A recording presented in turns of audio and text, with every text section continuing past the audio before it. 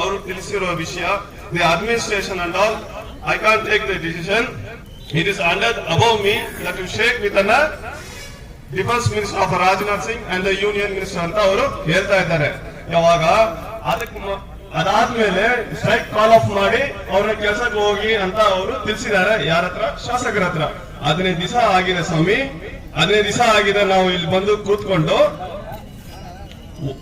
First day ಮಾಡುವಾಗ, second day ಮಾಡುವಾಗ ಇದು ಯಾಕೆ ಈ ಅವೇರ್ನೆಸ್, ನಿನ್ನೆ ಏನಿರುವ ಅವೇರ್ನೆಸ್ ಬಂದ್ಬಿಟ್ಟು ನೀವು ಯಾಕೆ ತಿಳಿಸಿಲ್ಲ? ರಾಜನಾಥ್ ಸಿಂಗ್ ಅವ್ರಿಗೇನು ಸರಿ, ಯೂನಿಯನ್ ಮಿನಿಸ್ಟರ್ ಅವ್ರಿಗೂ ಸರಿ. ಮತ್ತೆ ಇವತ್ತು ಯಾಕೆ ಬಂದ್ಬಿಟ್ಟು ನೀವು ಇವತ್ತು ದಿವಸ ನೀವು ತಿಳಿಸ್ತಾ ಇದ್ದೀರಾ ಅಂತ ನಾವು ಕೇಳ್ತಾ ಇದೀವಿ ಸರ್. ಅದಕ್ಕೆ ಇದ್ರ ಮುಂದೆ ನೀವು ಹೇಳ್ತಾ ಇದ್ರೆ ಯಾಕೆ ನೀವು ಅವೇರ್ನೆಸ್ ಆಗಿ ಎಲ್ಲ ಮಾಡ್ತಾ ಇಲ್ಲ? ಅವೇರ್ನೆಸ್ ಆಗಿ ನೀವು ಗಿಫ್ಟ್ ಕೊಡಕ್ಕೆ ಎಲ್ಲ ಮಾಡ್ತಾ ಇದ್ದೀರಾ, ಕಾಯಂಗೊಳಿಸಬೇಕು ಅಂತ ಮಾಡ್ತಾ ಇದ್ದೀರಾ. ಯಾರಿಗೆ? ನಾರ್ತ್ ಪೀಪಲ್ಗೆ. ಒಂದು ಹೇಳ್ತಾ ಇದ್ದೀನಿ, ಇಷ್ಟಪಟ್ಟಿದ್ದೀನಿ, ನಾವೆಲ್ಲ ಒಂದು ಮಿಷನ್ ಅಲ್ಲಿ ಕಷ್ಟಪಟ್ಟು ಕೆಲಸ ಮಾಡ್ತಾ ಇದೀವಿ. 20 ವರ್ಷ ಮೇಲೇನು ಕೆಲಸ ಮಾಡ್ತಿದ್ವಿ. ಇವಾಗ ಬಂದಿರೋ ಒಬ್ರು, I don't want to mention his name, but I tell you so orally, he is asking, he is a north person, he is asking one question about mission ಅಂತ. ಏನಂದ್ರೆ ಅದು ಒಂದು ಇದು पता बंद ಏನಂತಂದ್ರೆ, क्या भैया कितना दूध देना मिशन में அப்படின்னு அவர் கேக்குறாரு. அதோடைய அர்த்தம் என்ன சொன்னா வந்து, கூலண்ட்க்கும் பாலுக்கும் வித்தியாசம் தெரியாத வந்து இன்னைக்கு அப்பாயின்மெண்ட் சொல்லிட்டு மிஷின்ல வந்து வேலை பண்றான். இது வந்து யாருக்கு வயிறு இருக்குதோ என்னதான் வயிறு எரியுது. அதே போல நான் மிஷின்ல வேலை பண்ற இடத்துல வந்து நான் டர்னிங் மிஷின்ல வேலை பண்றேன். क्या भैया मिलिंग में होता हो அப்படின்னு கேக்குறான். டர்னிங் மிஷினுக்கும் மில்லிங் மிஷினுக்கும் வித்தியாசம் தெரியாதவங்க வந்து நீ கூட்டிட்டு வந்து இங்க வந்து அவங்ககிட்ட நீ ப்ரொடக்ஷன் எப்படி வாங்க முடியும்? அந்த ப்ரொடக்ஷன் வாங்கி அவனுடைய பங்களிப்பு என்ன? அவனுடைய பங்களிப்பு வந்து இந்த பெமாலுக்கு என்னன்னு சொல்லிட்டு அவனுக்கு 7 மாசம் தான் அவனுடைய சர்வீஸ் ஆயிருக்குது. ஆனா அந்த சர்வீஸ் நீ பார்த்துட்டு இவ்வளவு ஒரு நாலேஜ் இல்லாத பர்சனுக்கு வந்து இன்னைக்கு அவனுக்கு வந்து நீ கிஃப்ட் கொடுத்துருன்னு சொன்னா எந்த அளவுல வந்து இந்த நிர்வாகம் இருக்குதுன்னு சொல்லிட்டு நீங்க தெரிஞ்சுக்கணும் என்னுடைய அருமையான தோழர்களே. அதனாலதான் நான் சொல்றேன், நானு நம்முடைய உரிமையை வந்து நம்ம கேட்கணும் தான் சொல்றோம். இன்னொன்னு ஆர்டிகல் 90 கான்ஸ்டிடியூஷன் சொல்லுது, நம்ம வந்து பேசுற உரிமை வந்து நம்மளுக்கு இருக்குது. பேசுற உரிமை பேசு, கேளு. கேட்க போனா தப்புன்றது எதுவுமே இல்ல. தப்புன்னு சொன்னா திருத்திக்கலாம். பட் கேட்க வேண்டியது கடமை, நம்ம கடமை. இது வந்து எல்லாருக்கும் தெரியும். ஆர்டிகல் 19 ஃப்ரீடம் ஆஃப் ஸ்பீச் தான். இது வந்து பாபா சாஹிப் அன்னைக்கே சொல்லிக்கிறாரு, அன்னைக்கே சொல்றாரு. ஏன் நம்ம தாழ்த்தப்பட்ட சமுதாயத்தை சேர்ந்த அனைவருக்கும் மட்டும் இல்ல, அந்த சட்டம் எல்லாருக்கும் பொதுவான சட்டத்தை வந்து ஏற்றிருக்கிறாரு. ஆனா வந்து கேள்வி கேட்காம நாம தான் வந்து இந்த சேர்லயே உட்கார்ந்து இருக்கிறோம், ஃபேக்டரியிலயோ இருக்கிறோம். இதுக்கப்புறம் வந்து ஒரு தெளிவா இருக்கும். ஏன்னு சொன்னா வந்து இந்த நிர்வாகம் நம்மளை எப்படி எல்லாம் வஞ்சிக்கிறதுன்றதுக்கு இந்த ஒரு போராட்டம் தான் சாட்சியா இருக்குது. நெக்ஸ்ட்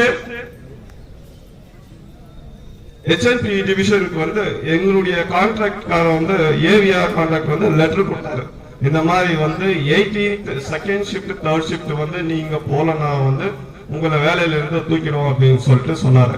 அதுக்கு வந்து நாங்க என்ன பண்ணோம், பாலன் சார் எங்களுடைய லீகல் அட்வைசருக்கு எல்லாம் கன்சல்ட் பண்ணதுக்கு வந்து அவர் சொன்னாரு, இது வந்து ஸ்ட்ரைக்ல இருக்க சொல்லும் போது என்ன வேலையை வந்து தூக்கிட்டுனா லீகலா வந்து உன் மேல வந்து நான் கேஸ் ஃபைல் பண்றதுக்கு எனக்கு தெரியும் அப்படின்னு சொல்லியிருக்கிறாரு. சொல்லிட்ட பிறகு அவர் வந்து நாங்க அந்த லெட்டர் வந்து கொடுத்திருக்கிறோம். அதனால வந்து நம்முடைய தொழிலாளி யாரும் வந்து பயப்பட வேணாம். ஏன்னா வந்து மேனேஜ்மெண்ட் வந்து இப்படி எல்லாம் நம்மள வந்து ரிட்டர்ன் பண்ணியே பண்ணுவான். அதனால எந்த சலசலப்புக்கும் வந்து செவி கொடுக்காம இந்த போராட்டத்தை முன்னெடுத்துன்னு போறதா இருக்கலாம். அதே போல வந்து இந்த விஷயத்தை வந்து கோலார் தங்கவேல் திராவிட முன்னேற்ற கழகத்தின் சார்பாகவும் கோலார் தங்கவேல் திராவிட முன்னேற்ற கழகத்தின் இளைஞர் அணி சார்பாகவும் நான் நியமிக்கப்பட்ட ஒரு ஆள். கோலார் தங்கவேல் திராவிட முன்னேற்ற இளைஞர் அணியுடைய அமைப்பாளர் நானும் எங்களுடைய கழகமும் வந்து இங்க வந்து ஆதரவு கொடுத்தாங்க. இத பத்தி வந்து சாட்டர்டே வந்து மாண்புமிகு துணை முதல்வரான உதயநிதி ஸ்டாலின் கிட்ட வந்து இதை நான் பத்தி நான் வந்து தெரிவிச்சிருக்கேன். இந்த மாதிரி வந்து இங்க இருக்கிற தொழிலாளி அனைவரும் வந்து மிக அளவிலான தாழ்த்தப்பட்ட சமுதாயத்தை சேர்ந்த தொழிலாளி இங்க வந்து 13 நாளாக வந்து போராட்டத்தை வந்து ஈடேற்றி கொண்டிருக்காங்க. ஆனா இன்னும் வந்து மேனேஜ்மெண்ட் வந்து எங்களை வந்து கூப்பிட்டு பேச்சுவார்த்தை பண்ணலன்னு சொல்லிட்டு அவருக்கு நான் வந்து தெரிவிச்சிருக்கேன். அதே போல வந்து அவரு மூலியமா வந்து இந்த மாதம் 26ஆம் தேதி பாராளுமன்றத்துல வந்து அங்க வந்து சபை கூடுது. அந்த சபை கூடுற இடத்துல வந்து உதயநிதி சார் மூலமா வந்து திருச்சி சிவா அவர்களுக்கு நாடாளுமன்ற உறுப்பினருக்கும் அதே போல வந்து ராஜா நாடாளுமன்ற ராஜா அண்ணன் அவர்களுக்கும் இது வந்து வலியுறுத்திருக்கிறாரு. இத பத்தி வந்து நீங்க வந்து செஷன்ல நீங்க வந்து பேசணும் அப்படின்றதுக்காக அவர்கள் சொல்லி இருக்கிறாரு. அதுவும் வந்து செஷன்ல பேசப்படும் என்று நம்புகிறோம். இதன் வாயிலாக கூட சரி அந்த மாண்புமிகு துணை முதல்வர் உதயநிதி ஸ்டாலின் சாருக்கு இந்த வாயிலாக நன்றி தெரிவித்துக் கொள்கின்றேன். 25(2)(CBA) ಹಂಗಂದ್ರೆ ಸಮವಾದ ಕೆಲಸಕ್ಕೆ ಸಮ ವೇತನ ಕೊಡಬೇಕಂತ ಕಾನೂನಲ್ಲಿ ಜಾರಿಯಾಗಿದೆ. ಇದು ನಾನೇನು ಹೇಳ್ತಾ ಇಲ್ಲ, ಇದು ಡಾಕ್ಟರ್ BR ಅಂಬೇಡ್ಕರ್ ಮಾಡಿರತಕ್ಕಂತ ಕಾನೂನು. ಇದು ಆ ಕಾನೂನು ಪ್ರಕಾರ ಇದು ಈ ಒಂದು ಕಾನೂನು ಇದೆ. ಆದ್ರಿಂದ ನಾವು ಅವರ ನೇತೃತ್ವದಲ್ಲಿ ನಾವು 110 ಜನ HNP ಕಡೆಯಿಂದ ನಾವು ಎಲ್ಲ ಕೇಸ್ ಹಾಕಿದ್ದೀವಿ. ಅದಕ್ಕೆ ಆ ಕೇಸ್ಗೆ ಇಲ್ಲಿವರೆಗೆ 2 ಹಿಯರಿಂಗ್ ಆಗಿದೆ. ಯಾಕೆ ಸ್ವಾಮಿ 2 ಹಿಯರಿಂಗ್ ಆಗಿದೆ, ಇನ್ನು ಯಾಕೆ ನೀವು ನಮ್ಮನ್ನ ಕರೆಸಿ ವಿಚಾರಕ್ಕೆ ನೀವು ಮುಂದೆ ತಗೊಂಡು ಹೋಗ್ತಾ ಇಲ್ಲ ಅಂತ ಹೇಳಿದ ಮೇಲೆ ಕಳೆದ 4 ತಿಂಗಳ ಮುಂಚೆ ನಾವು ಆ ಒಂದು DCLC ಕಚೇರಿ ಮುಂದೆ ನಾವು ಧರಣಿಯನ್ನು ನಾವು ಬಾಲನ್ ಸಾರ್ ನೇತೃತ್ವದಲ್ಲಿ ನಾವು ಅಲ್ಲಿ ನಡೆಸಿದ್ದೀವಿ. ಅದಾದ್ಮೇಲೆ ಒಂದು ಹಿಯರಿಂಗ್ ನಮಗೆ ಬಂತು. ಅದರಿಂದ ಇಲ್ಲಿವರೆಗೆ ಆ ಹಿಯರಿಂಗ್ ಅದ್ರ ಬಗ್ಗೆ ಸಮಸ್ಯೆನೇ ಬಂದ್ಬಿಟ್ಟು ಆ ಕೇಂದ್ರ ಸರ್ಕಾರ ಕಚೇರಿಯಿಂದ ಯಾವುದೋ ಒಂದು ಮಾಹಿತಿ ಬಂದಿಲ್ಲ. ಇಲ್ಲಿವರೆಗೂ ಸರಿ ಈ ಒಂದು ಕೇಸ್ ವಿಚಾರಕ್ಕೆ ನಾವು ಬಂದ್ಬಿಟ್ಟು ಹೋರಾಟ ಮಾಡಬೇಕಂತ ಸಿದ್ಧವಾಗಿ ಇರುವ ಸಮಯದಲ್ಲಿ ಈ ಒಂದು ಸ್ಟ್ರೈಕ್ ಜಾರಿಯಾಗಿದೆ. ಪರವಾಗಿಲ್ಲ, ಇದಾದ್ಮೇಲೂ ಸರಿ ನಾವು ಈ ಕೇಸ್ ನಾವು ತಗೊಂಡು ಹೋಗ್ತಿದ್ವಿ. ಬಾಲನ್ ಸಾರ್ ನೇತೃತ್ವದಲ್ಲಿ ಗೈಡ್ಲೈನ್ಸ್ ಅಲ್ಲಿ ನಾವು ಈ ಕೇಸ್ ನಾವು ತಗೊಂಡು ಹೋಗ್ತೀವಿ. ಇದಕ್ಕೂ ನಿಮ್ಮ ಸಹಕಾರ, ನಿಮ್ಮೆಲ್ಲರೂ ಸಹಕಾರ ನಮ್ಮ ಹತ್ರ ಇರ್ಬೇಕಂತ ಹೇಳ್ತಾ ಇದೀವಿ. ಒಂದು ಅವತ್ತು ಬಾಲನ್ ಸಾರ್ ಎಲ್ರಿಗೂ ಹೇಳಿದ್ರು, ಇದು ಬಂದ್ಬಿಟ್ಟು HNPಗೆ ಮಾತ್ರ ಅವರು ಏನು ಹೇಳಿಲ್ಲ. ಅವರಿಗೆ ನಿಮ್ಗೆಲ್ಲ ತಿಳಿದಿರಬೇಕು, ಮಾಧ್ಯಮದಲ್ಲಿ ಬಂದಿರಬೇಕು. ಇದರಲ್ಲಿ ಏನ್ ಹೇಳಿದ್ರು ಅಂದ್ರೆ ಎಲ್ರೂ ಬನ್ನಿ ಕೇಸ್ ಹಾಕಿ ಅಂತ ಹೇಳಿದ್ರು. ಬಟ್ ಅದು ಎಲ್ಲಿವರೆಗೆ ಹೋಗಿದೆ ಅಂತ ನಮ್ಗೆ ಗೊತ್ತಿಲ್ಲ, ಎಲ್ಲಿ ರೀಚ್ ಆಗಿದೆ ಅಂತ ಗೊತ್ತಿಲ್ಲ.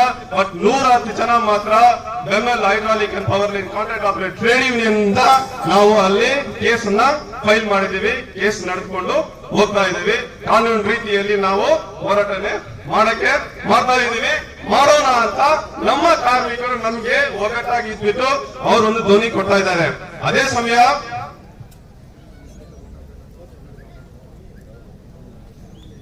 ಹೊಸಬ್ರು ಬಂದಿದ್ದಾರೆ. ಇದ್ರ ಬಗ್ಗೆ ಹೇಳಲೇಬೇಕು. ಯಾಕಂದ್ರೆ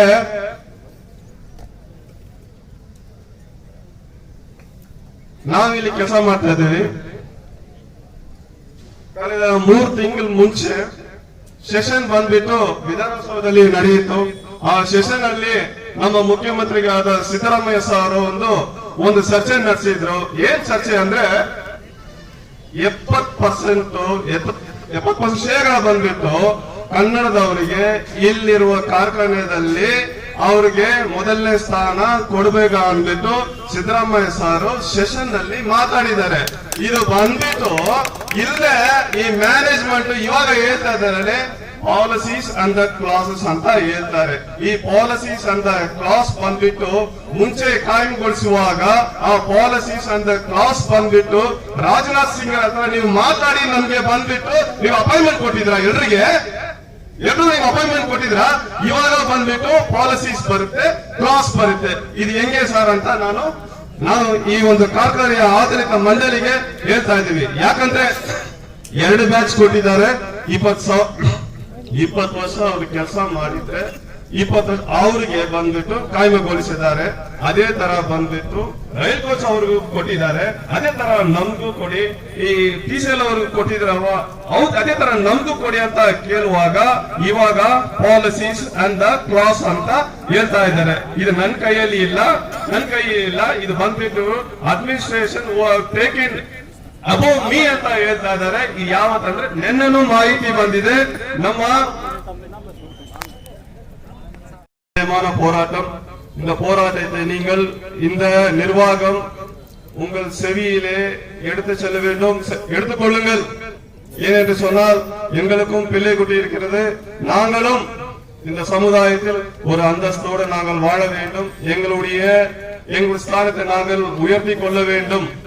அதற்கு இந்த சமமான வேலைக்கு சம ஊதியம் என்ற நிர்ணயிக்கப்படக்கூடிய இந்த வேஜ் ரிவிஷனை நீங்கள் சீக்கிரமாய் எங்களுக்கு பேச்சுவார்த்தை மூலம் தீர்வு காணப்பட வேண்டும்.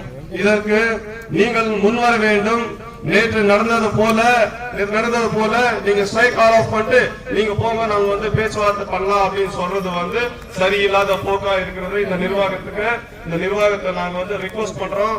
Please consult our charter of agreement and kindly solve all the issues as soon as the possibility, sir.